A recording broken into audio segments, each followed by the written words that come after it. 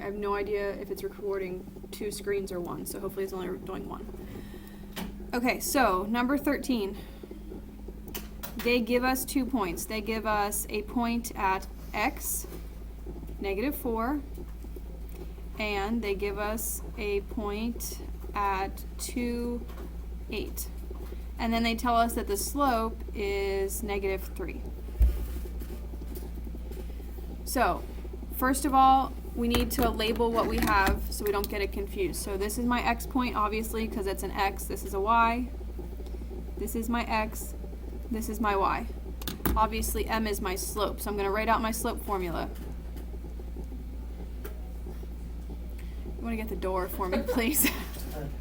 I don't know what that is. Okay, so m, or slope, is the change in y over the change in x. Remember, slope is the opposite order of an ordered pair.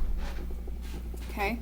If you think about it, ordered pairs are in alphabetical order, and then you just have to remember the slope's the opposite. So this is y1 minus y2, or y2 minus y1, and then the same for the x's. We need to circle which point we're choosing to use first as our first point that we're like when we write them out. You want to use whichever one the variable is in as your first point. So I have that my slope is -3.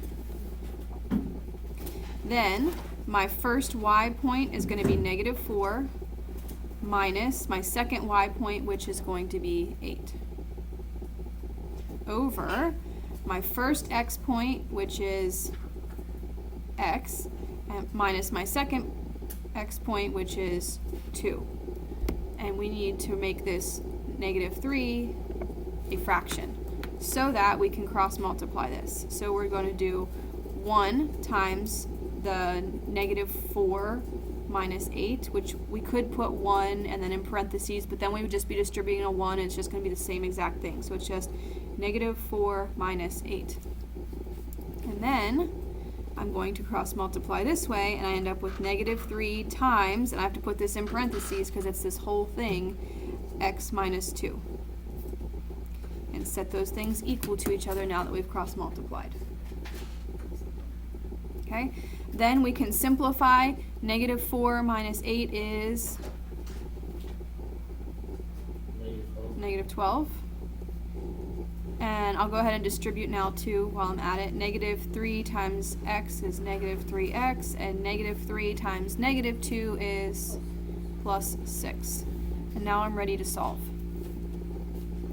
So, to get rid of +6, I subtract 6. I end up with -3x equals -18, and then to get rid of times -3, I divide by -3, and I end up with x equals 6. Yes, you may. I just kept it as -3x minus 2 equals -12. That's all I did. I kept it like that and multiplied the -3 times the -2. Oh, okay. Okay. I started with the second 2, 8. Oh, that you can. It just puts extra steps at the end that you don't need. So just wherever your variable is, always make that the first point that you're writing down. Okay. Number 14 we'll do right here, just for the sake of saving space. So number 14 is 10 and y, and 3, 4, and our slope is -2/7. So label these. I have my x point and my y point, and my x point and my y point, and I know you're all following along, and if you didn't do this, you're doing it with me right now. Correct? Yes. Okay, that's what I thought. Which point am I going to use to write down first? The 10 and y, because that's where my variable is. I know that slope, or m, slope is the change in y over the change in x, and they're telling me my slope is -2/7. And then my first y point that I'm writing down is just y and then minus 4 over 10 minus 3. Yes. I do real quick have a question. Yeah. For every problem like this, do we have to distribute? Like, do we have to distribute? You wouldn't have to distribute if, right here where it says 10 minus 3, you could simplify this first. And 10, sorry. Right here where it says 10 minus 3, you could simplify that first. It would, and 10 minus 3 is 7. So we could just do 2 times 7 and get 14. Like, you wouldn't have, but on this one here, you are going to have to distribute because this is a variable. Okay? Now, there might be a 1 on the bottom, in which case you really don't technically have to distribute a 1, but So every time we have a variable, we need to distribute. you're going to be doing this cross multiply thing, and there's probably going to be distributing involved, yeah. Okay. So from here, this is a negative right now, which means either the 2 is negative or the 7 is negative. So we have to decide, does that negative belong to the 2 or does the negative belong to the 7? When I'm doing this cross multiplying, I don't really want to make my variable negative, right? Why would we make our variable negative if we didn't have to? So instead of making the 7 negative, I'm going to make the 2 negative. So I'm just going to draw a little arrow so that I know that the negative belongs with the 2 in this case. So then when I cross multiply, we're going to do 10 minus... 10 minus 3 first? before Yeah, you can do the 10 minus 3. I'm just not going to take up another line. I'll just make a little side note that that's 7. That's really, this is not a nice, neat, clean, organized way of doing it, but... So we're going to have the negative 2 times the 7, which is going to give me Negative 14. negative 14. Running out of space. Ah! That's not good.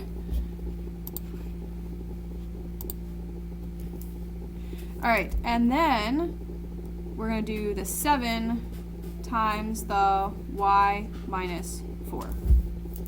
And set those two things equal to each other. Now we're going to distribute. So 7 minus y is, or sorry, 7 times y is 7y, and 7 times negative 4 is negative 28. To get rid of minus 28, we add 28, and we end up with 7y equals 14, and then we divide by 7, and we get y equals 2.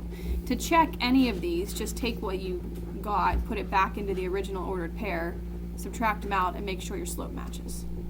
Okay? Subtract them out. What does that mean? Like, solve, like, put this y value, the 2, where the y is, then cover this up, find the slope, and make sure it's the same slope that you should have gotten. Okay? Alright. Let me stop recording.